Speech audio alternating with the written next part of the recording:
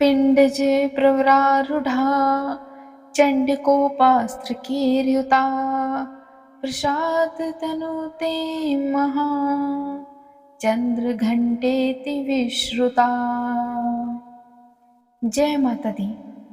माँ दुर्गा की तीसरी शक्ति है चंद्र घंटा। नवरात्रि में तीसरे दिन इसी देवी की पूजा आराधना की जाती है। देवी का यह स्वरूप परम शांतिदायक और कल्याणकारी है। इसीलिए कहा जाता है कि हमें निरंतर उनके पवित्र विग्रह को ध्यान में रखकर साधना करनी चाहिए। उनका ध्यान हमारे इहलोक और परलोक दोनों के लिए कल्याणकारी और सद्गति देने वाला है। इस देवी के मस्तक पर घंटे के आकार का आधा चंद्र है। इसीलिए इस देवी को चंद्र घंटा कहा गया है। इनके शरीर का रंग सोने के समान बहुत चमकीला है। इस देवी के 10 हाथ हैं। वे खड्ग और अन्य अस्त्र शस्त्र से विभूषित हैं। सिंह पर सवार इस देवी की मुद्रा युद्ध के लिए उद्यत रहने की है। इसके घंटे सी भयानक ध्वनि से अत्याचारी दानव, दैत्य और राक्षस कांपते रहते हैं। नवरात्रि के तीसरे दिन इसी देवी की पूजा का महत्व है। माँ चंद्रघंटा की कृपा से साधक को अलौकिक वस्तुओं के दर्शन होते हैं और दिव्य सुगंधियों का अनुभव होता है और कई तरह की ध्वनियाँ सुनाई देने लगती हैं।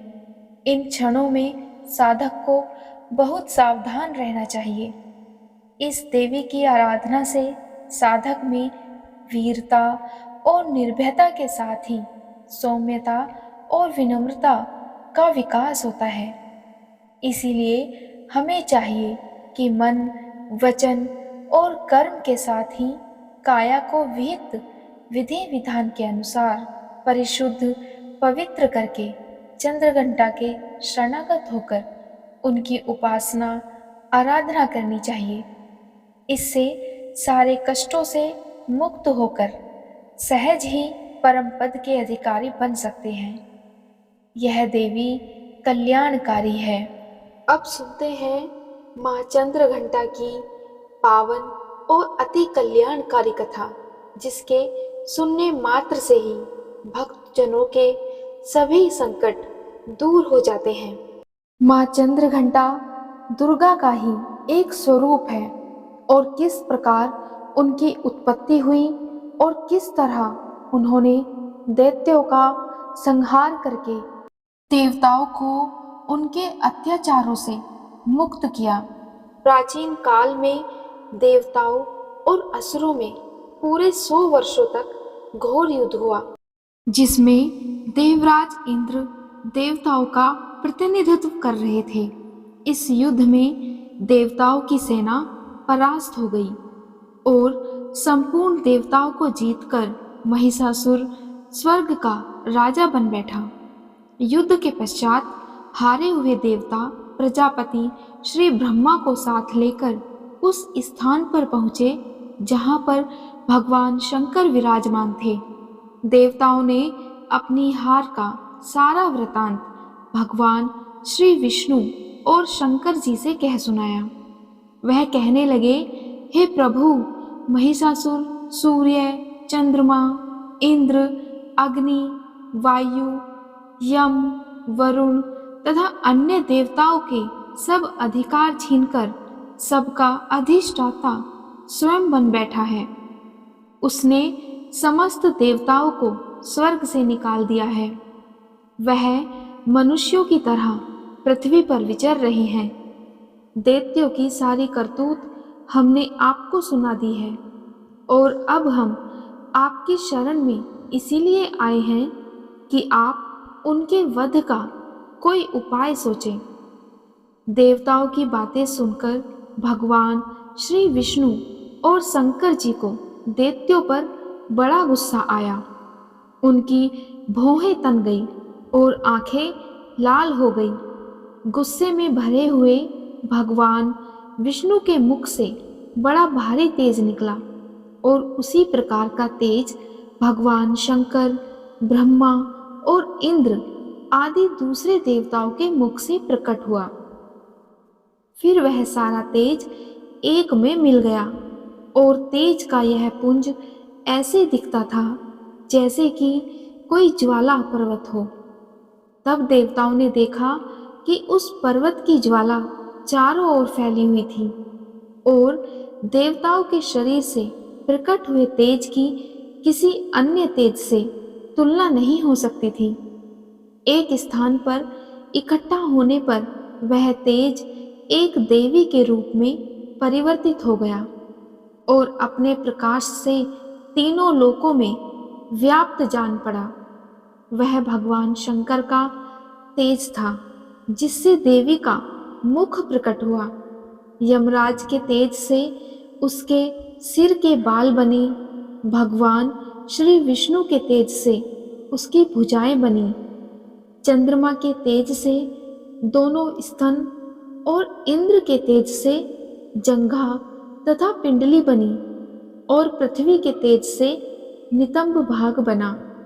ब्रह्मा के तेज से दोनों चरण और सूर्य के तेज से उनकी उंगलियां पैदा हुई।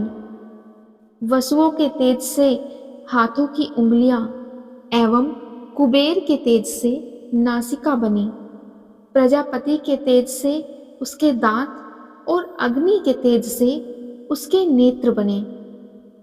महिषासुर से पराजित देवता उस देवी को देखकर अत्यंत प्रसन्न हुए। भगवान शंकर ने अपने त्रिशूल में से एक त्रिशूल निकालकर उस देवी को दिया और भगवान विष्णु ने अपने चक्र में से एक चक्र निकालकर उस देवी को दिया। वरुण ने अपने चक्र में से एक चक्र निकालकर उस देवी को दिया। इस तरह से सहस्त्र नेत्रों वाले श्री देवराज इंद्र ने उसे अपने वज्र से उत्पन्न करके एक वज्र दिया। प्रजापति ने उस देवी को स्फटिक की माला दी और ब्रह्मा जी ने उसे कमंडल तल दिया। इसी प्रकार सभी देवताओं ने उन्हें अपनी अपनी चीजें भेंट की। हिमालय ने सवारी के लिए सिंह और तरह तरह के रत्न देवी को भेंट किए। इस तरह उन सभी के सामने देवी का एक उच्च स्वर सुनाई दिया जो कि आकाश में उनके सामने बहुत छोटा प्रतीत होने लगा। उससे बड़े जोर की प्रतिध्वनि हुई जिससे समस्त विश्व में हलचल मच गई और समुद्र कांप उठे और पृथ्वी डोलने लगी और सब के सब पर्वत हिलने लगे। देवताओं ने उस समय प्रसन्न होकर सिंहवाहिनी जगत में देवी से कहा, हे देवी, तुम्हारी जय हो। इसके साथ महर्षियों ने भक्ति भाव से विनम्र होकर उनकी स्तुति की।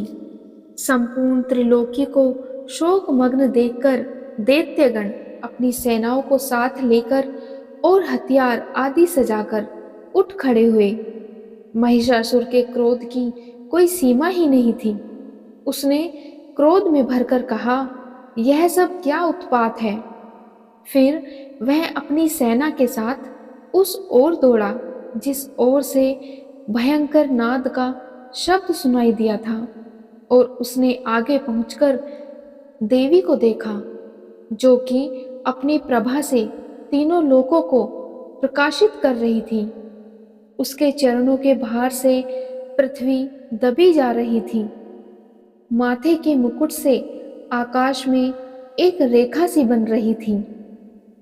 सहस्त्रों भुजाओं को संपूर्ण दिशाओं में फैलाए हुए वह देवी खड़ी हुई थी।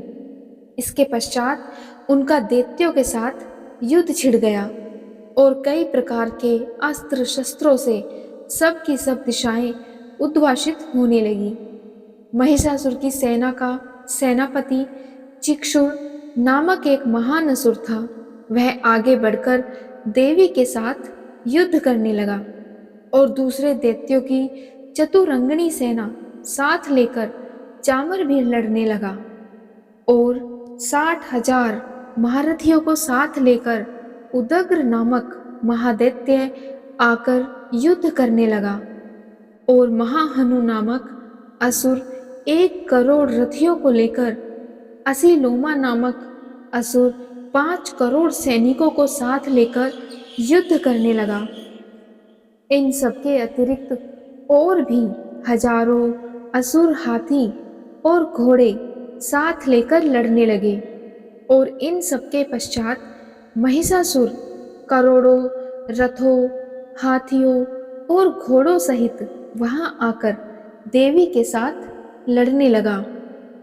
सभी असुर तोमर भिंदीपाल शक्ति मूसल रणभूमि में देवी के साथ युद्ध करने लगे। ऋषियों और देवताओं ने देवी की स्तुति आरंभ कर दी और वह प्रसन्न होकर असुरों के शरीरों पर अस्त्र शस्त्रों की वर्षा करती रही। देवी चंद्रघंटा का वाहन भी क्रोध में भरकर दैत्य सेना में इस प्रकार विचरने लगा जैसे कि वन में दावानल फैल रहा हो। युद्ध करती हुई देवी चंद्रघंटा ने क्रोध में भर जितने श्वासों को छोड़ा वह तुरंत ही सैकड़ों हजारों गणों के रूप में परिवर्तित हो गए।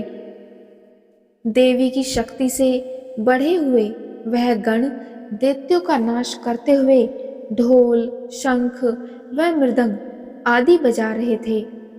तदंतर देवी ने त्रिशूल गदा शक्ति खड्ग इत्यादि से सहस्रों असुरों को मार डाला और कितने ही लोगों को उसने यमलोक पहुंचा दिया।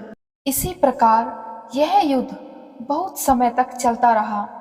जहाँ पर यह घोर संग्राम हुआ था वहाँ की भूमि रथ हाथी घोड़े और असुरों की लाशों से भर गई थी और असुर सेना के बीच में रक्तपात होने के कारण रुधिर की नदियां बह रही थीं। इस तरह देवी ने असुरों की विशाल सेना को क्षण भर में इस तरह से नष्ट कर डाला जैसे तिनके के बड़े समूह को अग्नि नष्ट कर डालती है। और देवी का सिंह भी गर्दन के बालों को हिलाता हुआ और बड़ा शब्द करता हुआ असुरों के शरीर से मानो उनके प्राणों को ढूंढ रहा था। वहां देवी के गणों ने जब दैत्यों के साथ युद्ध किया तो देवताओं ने प्रसन्न होकर आकाश से उनके ऊपर पुष्प वर्षा की। इस प्रकार देवी चंद्रघंटा ने महिषासुर नामक राक्षस का वध किया और देवताओं को दैत्यों के अत्याचारों से मुक्त किया। तो ये थी देवी चंद्रघंटा की कथा और किस तरह उनकी उत्पत्ति हुई। अब हम सुनते हैं एक और कथा, वैष्णो देवी की कथा। वैष्णो देवी का एक महान भक्त था जिसका नाम पंडित श्रीधर था। माता उसकी भक्ति से बहुत खुश हुई। जब एक बार श्रीधर पंडित पर माता को लेकर सवाल उठे तो माता ने उसकी भक्ति से प्रसन्न होकर उसकी लाज बचाई एवं सभी को अपने अस्तित्व का परिचय दिया। माता ने पूरे जगत को अपनी महिमा एवं दिव्यता से अपने भक्तों की सदैव रक्षा की है। तब से आज तक लोग इस तीर्थ स्थल की यात्रा तो करते ही हैं और माता की कृपा पाते हैं और अपने कष्टों को दूर करते हैं। एक बहुत ही प्राचीन स्थान जो कटरा नाम से प्रचलित था, उसके कुछ दूरी पर स्थित हंसाली गांव में माँ वैष्णो के भक्त श्रीधर पंडित निवास करते थे। उनकी पत्नी का नाम सुलोचना था और वह भी माता की परम भक्त थी एवं श्रीधर के साथ माता की पूजा किया करती थी। दुर्भाग्यवश वे निसंतान होने से दुखी रहते थे। एक गांव वाले भी दिन प्रतिदिन उनको तिरस्कार करते रहते थे। एक दिन उन्होंने अपने घर में नवरात्रि में माता पूजन रखा एवं नवरात्रि पूजन के लिए कुंवारी कन्याओं को गांव से बुलवाया। माँ वैष्णो देवी कन्या वेश में उन्हीं के बीच आ बैठी। सभी का श्रीधर पंडित एवं उसकी पत्नी ने बड़ी श्रद्धा के साथ पूजन किया एवं पूजन के बाद सभी कन्याएं तो चली गई, परंतु माँ वैष्णो देवी वहीं रही और श्रीधर से बोली कि कल सभी को अपने घर भंडारे का निमंत्रण दे आओ। श्रीधर पंडित घबरा गया और बोला, हे कन्या, इतना अनाज तो हमारे पास नहीं है, हम सभी गांव वालों को क्या खिलाएंगे। तभी माँ वैष्णो देवी ने कहा कि आप चिंता ना करें, माता की कृपा से सभी ठीक हो जाएगा। श्रीधर ने उस दिव्य कन्या की बात मान ली और संपूर्ण गांव में भंडारे का संदेश पहुंचा दिया। वहां से लौटते आते समय बाबा भैरवनाथ व उनके शिष्य गोरखनाथ जी के साथ उनके दूसरे सभी शिष्यों को भी भोजन का निमंत्रण दिया। भोजन का निमंत्रण पाकर सभी गांववासी अचंभित थे कि वह कौन सी कन्या है जो इतने सारे लोगों को भोजन करवाना चाहती है। इसके बाद श्रीधर पंडित के घर में सभी गांववासी आना शुरू हो गए एवं भोजन के लिए सभी पंक्ति बनाकर बैठते जा रहे थे। तभी वहां वैष्णो देवी कन्या रूप में आकर माता ने एक विचित्र पात्र से सभी को भोजन परोसना शुरू किया। भोजन परोसते हुए जब वह कन्या भैरवनाथ के पास गई, तब भैरवनाथ ने माता से कहा कि मैं तो खीर पूड़ी की जगह मांस खाऊंगा और मदिरा पान करूंगा। तब कन्या रूपी माँ ने उसे समझाया कि यह ब्राह्मण के यहाँ का भोजन है, इसमें मांसाहार नहीं किया जाता। किंतु भैरवनाथ ने जानबूझकर अपनी बात पर अड़ा रहा। जब भैरवनाथ ने उस कन्या को पकड़ना चाहा, तब माँ ने उसके कपट को जान लिया। माँ वायु रूप में बदलकर त्रिकुटा पर्वत की ओर उड़ चली। मायावी भैरवनाथ भी उनके पीछे गया और उनका पीछा करता हुआ त्रिकुटा पर्वत पर पहुंचा। माना जाता है कि माँ की रक्षा के लिए पवन पुत्र हनुमान जी भी थे। हनुमान जी को प्यास लगने पर माता ने उनके आग्रह पर धनुष से पहाड़ पर बाण चलाकर एक जलधारा निकाली और उसी जल में अपने केश धोए। आज यह पवित्र जलधारा बाण गंगा के नाम से जानी जाती है। इसके पवित्र जल को पीने या इसमें स्नान करने से श्रद्धालुओं की सारी थकावट और तकलीफें दूर हो जाती हैं एवं उनकी मनोकामना पूर्ण होती है। इस दौरान माता ने एक गुफा में प्रवेश करके 9 माह तक तपस्या की। भैरवनाथ भी उनके पीछे वहां तक गया। तब एक साधु ने भैरवनाथ से कहा कि तू जिसे एक कन्या समझ रहा है, वह आदि शक्ति जगदम्बा है, इसीलिए उस महाशक्ति का पीछा छोड़ दे। भैरवनाथ ने साधु की बात नहीं मानी। तब माता गुफा की दूसरी ओर से मार्ग बनाकर बाहर निकल गई। यह गुफा आज भी अर्धकुंवारी या आदि कुमारी के नाम से प्रसिद्ध है। अर्धकुमारी के पहले माता की चरण पादुका भी है। वह यह स्थान है जहां माता ने भागते भागते मुड़कर भैरवनाथ को देखा था। गुफा से बाहर निकलकर कन्या ने देवी का रूप धारण किया। माता ने भैरवनाथ को चेताया और वापस जाने को कहा, फिर भी वह माता की बात नहीं माना। माता गुफा के भीतर चली गई। तब माता की रक्षा के लिए हनुमान जी गुफा के बाहर थे और उन्होंने भैरवनाथ से युद्ध किया। भैरव ने फिर भी हार नहीं मानी। जब वीर लंगूर निढाल होने लगा, तब माता वैष्णवी ने महाकाली का रूप लेकर भैरवनाथ का संहार कर दिया। भैरवनाथ का सिर कटकर भवन से 8 किलोमीटर दूर त्रिकुट पर्वत की भैरव घाटी में गिरा। उस स्थान को भैरवनाथ का मंदिर है एवं वह भैरवनाथ के मंदिर के नाम से जाना जाता है। जिस स्थान पर माँ वैष्णो देवी ने बाबा भैरवनाथ का वध किया वह पवित्र गुफा भवन के नाम से प्रसिद्ध है।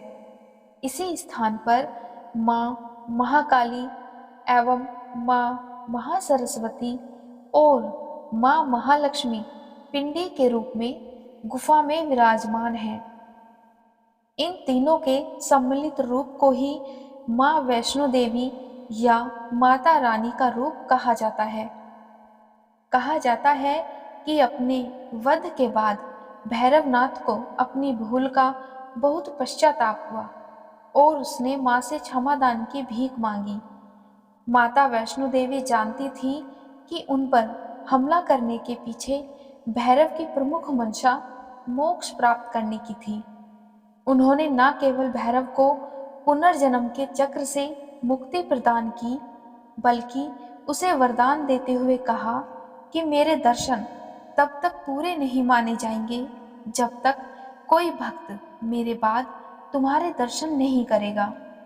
उसी मान्यता के अनुसार आज भी भक्त माता वैष्णो देवी के दर्शन करने के बाद करीब 2.25 किलोमीटर की खड़ी चढ़ाई करके भैरवनाथ के दर्शन करने जाते हैं।